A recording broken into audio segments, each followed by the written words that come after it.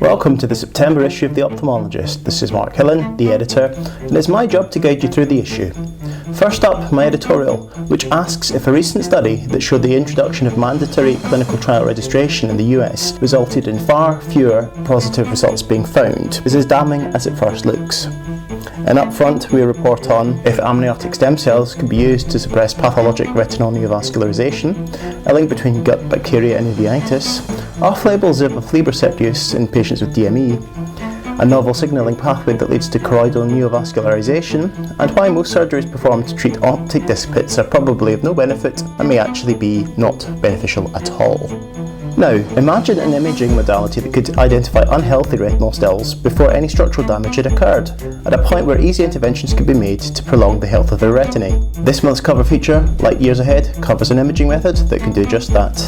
In practice, sees Murab Sunup and his colleagues explain their transscleral injection technique to deliver Avastin into the posterior chamber of patients with pseudophakic eyes.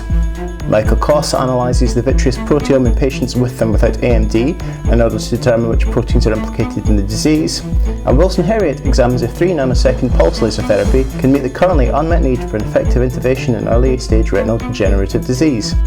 For NextGen, we present an analysis of every AMD clinical trial on clinicaltrials.gov, and in Profession, Tiarna Keenan explains the path to truly effective AMD therapies is long and requires us to recognise that it's not a single disease entity.